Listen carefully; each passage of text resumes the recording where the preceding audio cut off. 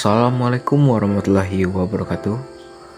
Perkenalkan, kami dari kelompok 11 yang beranggotakan saya Dwi Dafa Maulana selaku moderator dengan nomor NIM 2010832002 dan rekan saya Maulida Fatimah dengan nomor NIM 2010832016 dan selanjutnya rekan saya itu Salsabila Nur Afisha dengan nomor NIM 2010832036 akan mempresentasikan hasil diskusi kami, yaitu mengenai peran sekolah sebagai sarana sosialisasi politik untuk meningkatkan partisipasi politik pada pemilih pemula.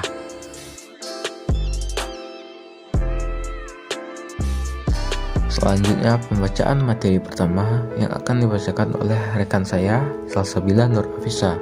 Kepada Salsabila Nur Afisha, waktu dan tempat dipersilakan. Baik, terima kasih moderator. Materi pertama adalah pendahuluan. Pemilihan umum merupakan suatu hal yang sangat penting dalam demokrasi. Dalam bukunya, Ramlan Surbakti mendefinisikan pemilu sebagai mekanisme penyeleksi dan pendelegasian atau penyerahan kedaulatan kepada orang atau partai yang dipercayai. Sedangkan menurut Undang-Undang Nomor 8 Tahun 2012 Pasal 1 Ayat 1, pemilihan umum atau pemilu adalah sarana pelaksana kedaulatan rakyat dalam negara kesatuan Republik Indonesia yang berdasarkan Pancasila dan Undang-Undang Dasar Negara Republik Indonesia tahun 1945. Secara sederhana, pemilu dapat diartikan sebagai cara individu warga negara melakukan kontrak politik dengan orang atau partai politik yang diberi mandat menjalankan sebagian hak warga negaraan pemilih. Dalam pemilihan umum, warga negara memiliki peran yang sangat penting, karena sukses atau tidaknya sebuah pemilu akan diukur dari sebatas mana partisipasi masyarakat dalam pemilihan umum tersebut, baik itu pemilihan umum legislatif, presiden maupun pemilihan umum kepala daerah. Menurut Undang-Undang Nomor 10 Tahun 2008 Bab 4 Pasal 19 Ayat 1 dan 2 serta Pasal 20 menyebutkan bahwa pemilih pemula adalah warga negara Indonesia yang pada hari pemilihan atau pemungutan suara adalah warga negara Indonesia yang sudah genap berusia 17 tahun dan atau lebih, sudah atau pernah kawin, yang mempunyai hak pilih dan sebelumnya belum termasuk pemilih karena ketentuan Undang-Undang Pemilu.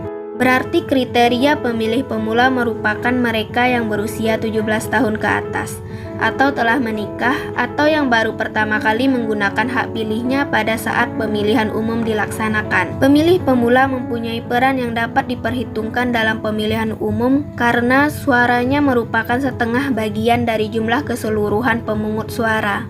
Pemilih pemula sering dideskripsikan memiliki unsteady political orientation sehingga mudah dipengaruhi. Pemilih pemula harus memiliki kecakapan partisipatoris politik yang mumpuni, karena jika pemilih pemula tidak memiliki kecakapan partisipatoris politik yang memadai, maka kualitas politik pemilih pemula akan menjadi rendah pula, yang berakibat pada rendahnya kualitas pemilu sehingga diperlukan sosialisasi politik. Kemudian sosialisasi politik memiliki beberapa agen atau sarana politik.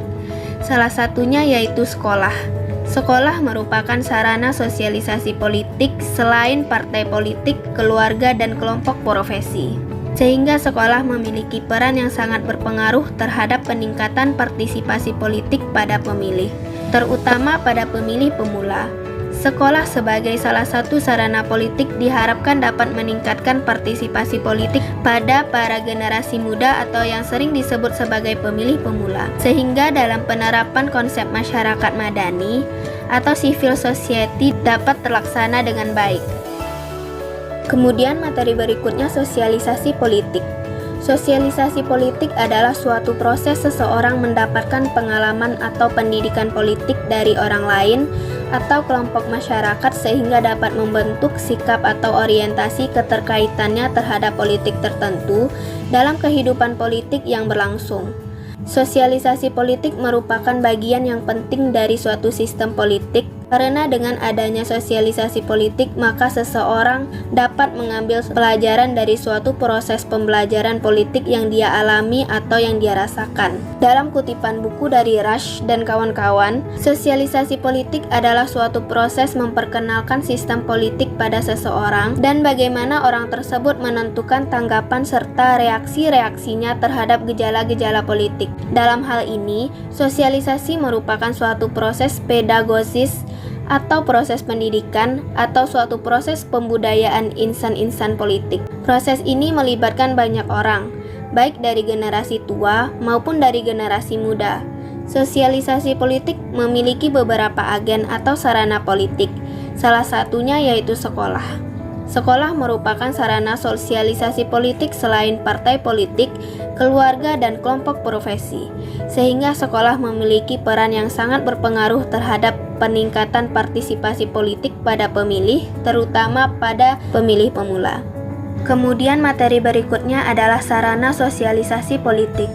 Sosialisasi politik dapat dilakukan di beberapa macam sarana yang disebut sebagai agen sosialisasi politik. Agen sosialisasi politik tersebut terdiri dari beberapa individu atau kelompok, baik dari segi politik maupun non-politik, yang secara langsung maupun tidak langsung memberikan gambaran politik terhadap seseorang, terutama yang terjadi saat seseorang tersebut belum dewasa sehingga menimbulkan sikap dan orientasi politik tertentu dalam kaitannya dengan kehidupan politik yang berlangsung. Dalam kutipan buku, Aptar menjelaskan bahwa penjelasan-penjelasan psikokultural mengenai sosialisasi di awal masa kanak-kanak dengan pilihan-pilihan orang tua menunjukkan bagaimana sosialisasi awal diperkuat oleh teman-teman sebaya di sekolah dan oleh kelompok-kelompok acuan lain.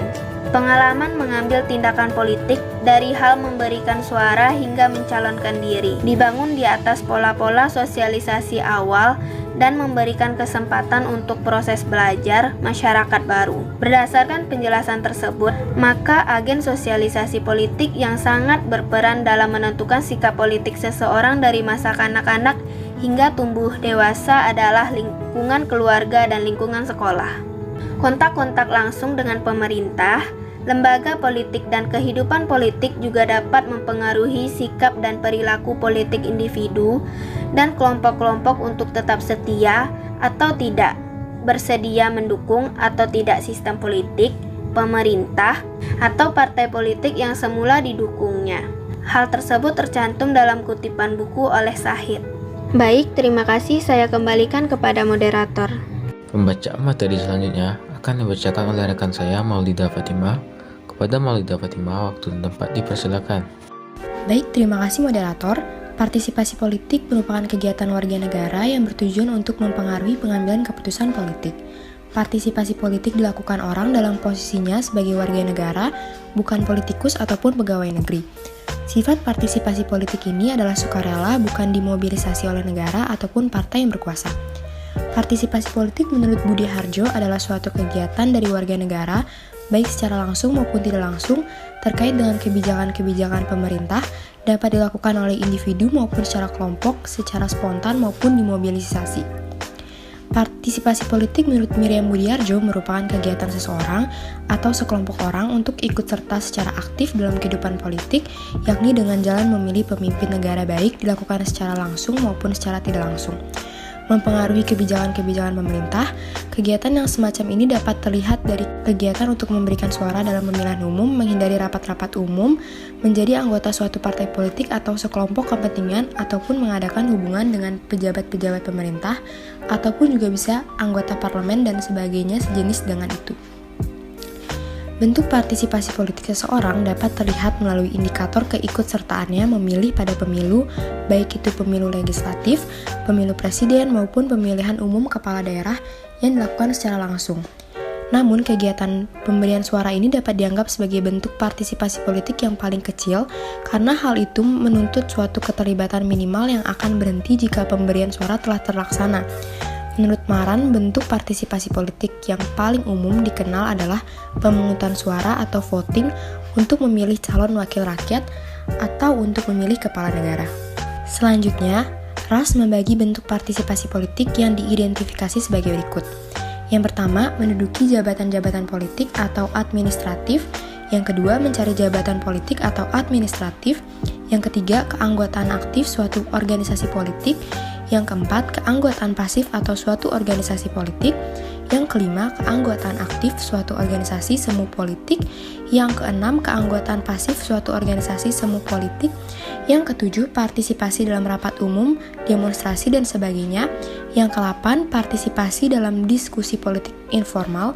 Yang ke-9, menjadi partisipan dalam pemungutan suara.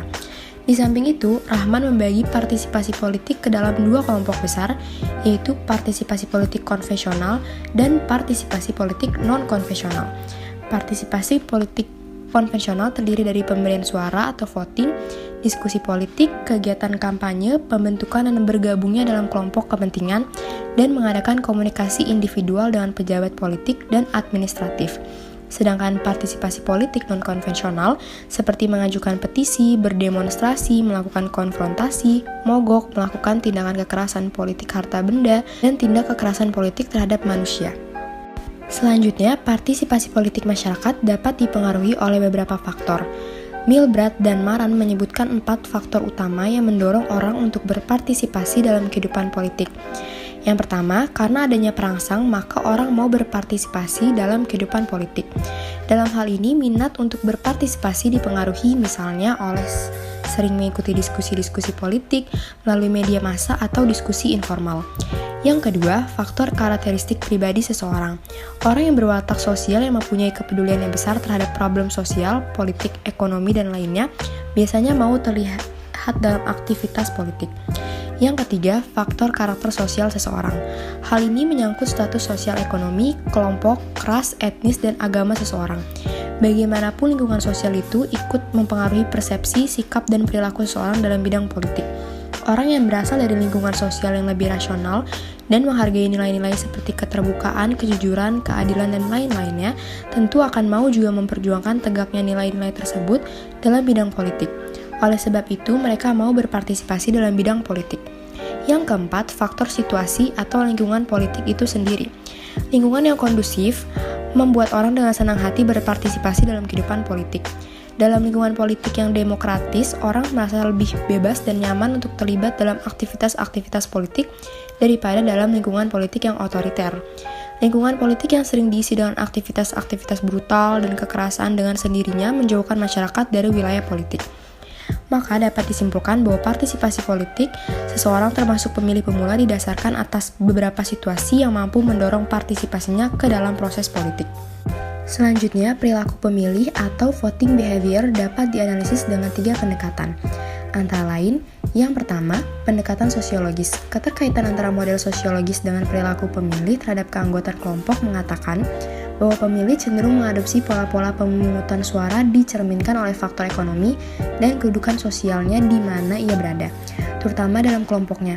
Pengaruh sosiologis terhadap perilaku pemilih yakni identifikasi kelas sosial, yakni kesamaan yang dalam pandangan pemilih ada di antara kedudukan sosial dirinya dengan kedudukan sosial partai politik. Kedua, pendekatan psikologis. Pemilih yang secara psikologis terikat dengan partai politik atau berupa kesamaan psikologis yang terlihat antara diri dan keadaan seseorang dengan partai yang hendak dipilihnya. Yang ketiga, pendekatan rasional. Alasan pilihan rasional berupa perhitungan tentang untung dan rugi secara pribadi jikalau seseorang memilih sebuah partai politik atau suatu hal yang dapat menjelaskan mudahnya perpindahan seseorang dari partai satu ke partai yang lainnya. Pendekatan pilihan rasional melihat kegiatan memilih sebagai produk kalkulasi untung dan rugi. Selanjutnya, studi mengenai perilaku memilih juga dikembangkan oleh Denis Kavanak sebagaimana dikutip Priswanda Imaman. Sebagai berikut. Yang pertama, structural approach. Dalam pendekatan ini, struktur sosial dipandang sebagai basis dari pengelompokan politik, bahwa tingkah laku politik seseorang termasuk dalam menentukan pilihan politiknya, ditentukan oleh pengelompokan sosialnya yang pada umumnya didasarkan atas kelas sosial, agama, desa kota, bahasa, dan nasionalisme. Yang kedua, ada sociological approach. Pendekatan ini berpendapat bahwa tingkah laku politik seseorang dipengaruhi oleh identifikasi serta norma-norma yang dianut oleh satu kelompok. Dalam pendekatan ini, mobilitas seseorang untuk keluar dari satu kelompok dan bergabung dengan kelompok lain masih dimungkinkan. Yang ketiga ada ecological approach. Pendekatan ini memandang faktor-faktor yang bersifat ekologis seperti daerah sangat menentukan tingkah laku politik seseorang. Misalnya dalam pendekatan ini percaya bahwa mereka yang lahir dan dibesarkan di daerah pesisir pantai lebih bersikap demokratis dibandingkan dengan mereka yang berada di pegunungan. Yang keempat ada social psychological approach. Dalam pendekatan ini, tingkah laku dan keputusan politik seseorang sangat dipengaruhi oleh interaksi antara faktor internal seperti sistem kepercayaan dan faktor eksternal seperti pengalaman politik. Pendekatan ini memandang bahwa tingkah laku dan kepercayaan individu menentukan dan membentuk norma-norma kelompok. Yang kelima adalah rational choice approach. Pendekatan ini memandang bahwa semakin modernnya serta makin tinggi tingkat pendidikan masyarakat, maka masyarakat akan selalu memperhitungkan keuntungan dan kerugian yang akan diperoleh bila melakukan suatu tindakan politik. Terima kasih, dikembalikan kepada moderator. Penyampaian materi selanjutnya akan disampaikan oleh Salsabila Nur Afisa. Pada Salsabila Nur Afisa, waktu dan tempat dipersilakan. Baik, terima kasih moderator.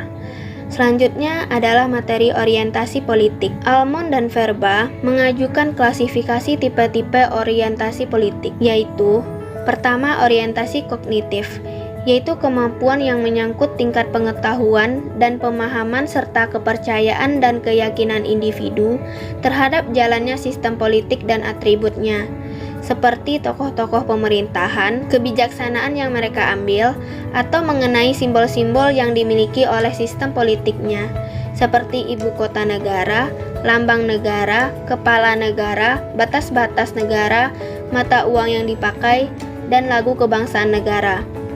Kedua, ada orientasi afektif, yaitu menyangkut perasaan seorang warga negara terhadap sistem politik dan peranannya yang dapat membuat menerima atau menolak sistem politik itu. Kemudian yang terakhir, orientasi evaluatif, yaitu menyangkut keputusan dan praduga tentang objek-objek politik yang secara tipikal melibatkan kombinasi standar nilai dan kriteria dengan informasi dan perasaan. Baik, saya kembalikan kepada moderator.